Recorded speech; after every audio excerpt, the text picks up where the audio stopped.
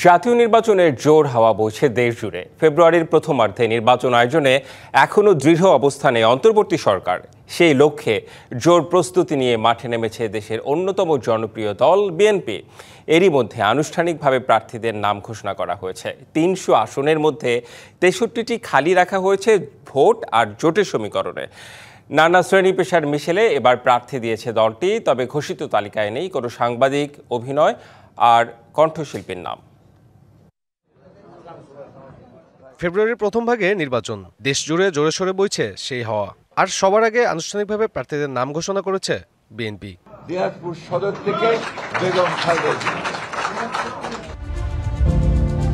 সব সংশয়ের অবসান ঘটিয়ে ফেনী ১, বগুড়া ৭ ও দিনাজপুর ৩ আসনে ধানের শীষে প্রার্থী হিসেবে দলের চেয়ারপারসন বেগম খালেদা জিয়ার নাম ঘোষণা করেছে দলটি। বগুড়া ৬ থেকে তালিকায় রয়েছেন দলের ভারপ্রাপ্ত চেয়ারম্যান তারেক রহমানও। বগুড়া ৬ তারেক রহমান।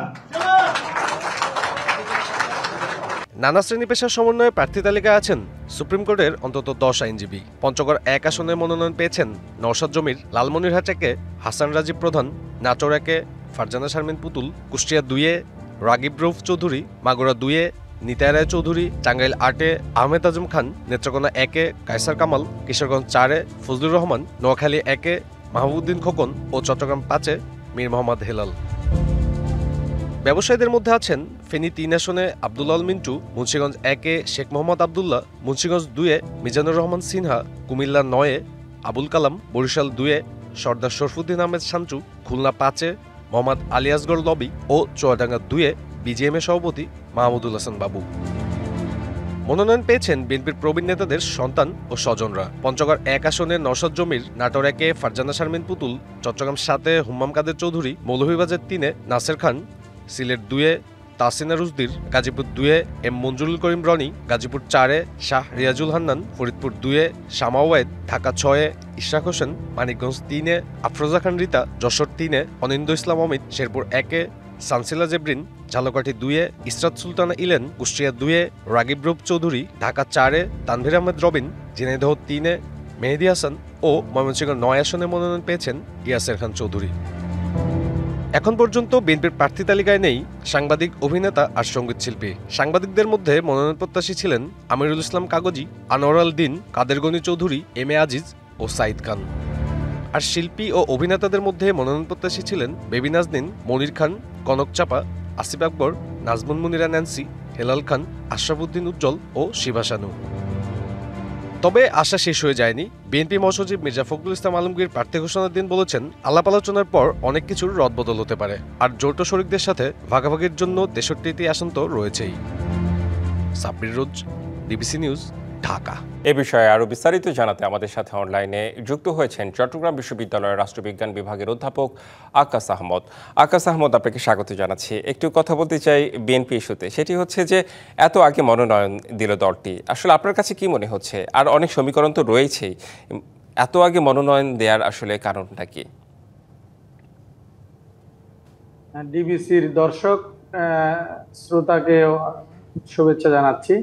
আসলে আমাদের তো নির্বাচনের খুব বেশি সময় নেই, মাত্র আমরা যদি ধরি এখন নভেম্বর, ডিসেম্বর, দেন জানুয়ারি, ফেব্রুয়ারি, এই 3 মাস মাত্র সময় আছে।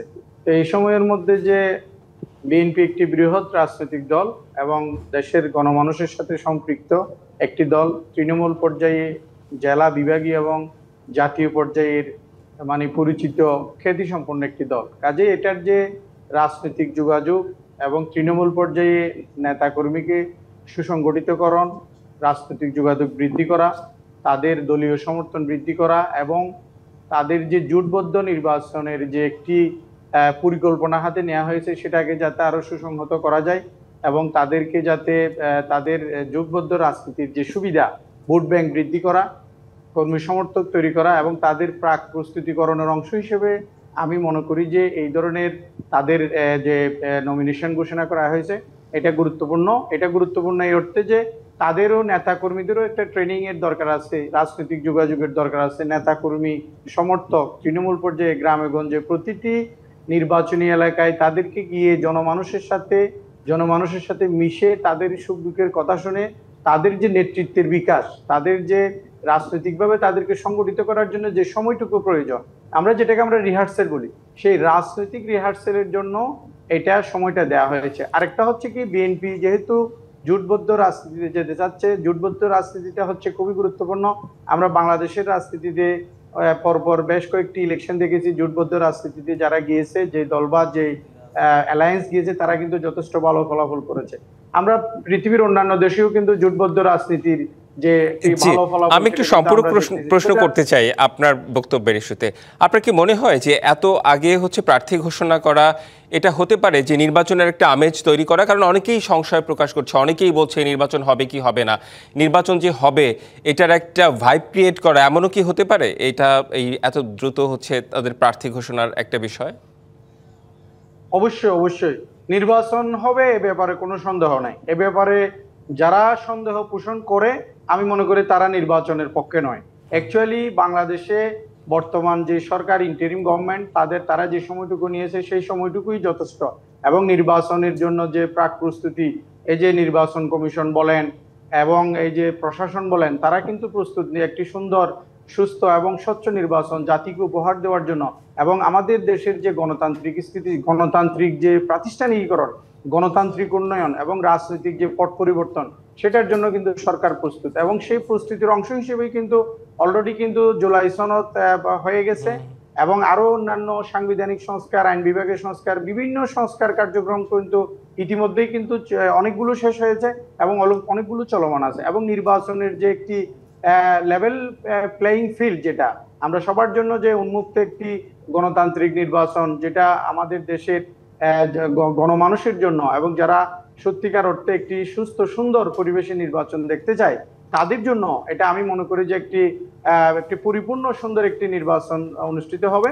এবং আমার আরেকটি প্রশ্ন রয়েছে আপনার কাছে, যে এবার আমরা দেখেছি সাংস্কৃতিক কর্মীরা কিন্তু এখন পর্যন্ত আসলে মনোনয়ন পায়নি, এখন পর্যন্ত আমরা সেটা দেখিনি, তাদের নাম ঘোষণা করা হয়নি, যেটা আওয়ামী লীগ আমরা আমলে দেখেছি যে অনেক সাংস্কৃতিক কর্মীদের। কিন্তু বর্তমানে এই যে তাদের নাম মনোনয়ন তাদের দেওয়া হয়নি কিংবা প্রার্থীর নাম ঘোষণা করা হয়নি, এই বিষয়টিকে আসলে কিভাবে দেখছেন? এখন যেহেতু 237টি আসনের নমিনেশন ঘোষণা করা হয়েছে, আরো বেশ কিছু আসন বাকি রয়েছে, সেগুলো যদি যে বিএনপির সাথে যে সমস্ত রাজনৈতিক দলগুলো আসবে, তাদের কিছু সিট বরাদ্দ দেওয়া হবে, এবং বাকি যে সিটগুলো আছে সেগুলো চাইলে দলীয় হাইকমান্ড চাইলে সেটা সাংস্কৃতিক কর্মী, আরো যে বিভিন্ন শ্রেণী পেশার মানুষ, সংবাদ যারা সাংবাদিকতায় আছে, তাদেরকে অ্যাকোমোডেট করার, তাদেরকে স্পেস দেওয়ার সুযোগ আছে। এবং যারা শরিক হতে চায়, যারা বিএনপির সাথে জোটবদ্ধ হতে চায়, তাদেরকেও দেওয়ার সুযোগ আছে। কাজেই ওভারনাইট এখানে মানে এটা নিয়ে হতাশ হওয়ার কিংবা এটা নিয়ে ফ্রাস্ট্রেটেড হওয়ার কোনো কারণ নেই। এখনো কিন্তু সুযোগ আছে এবং যথেষ্ট সিট কিন্তু হাতে আছে, সেগুলো পুনর্বন্টন করার সুযোগ আছে।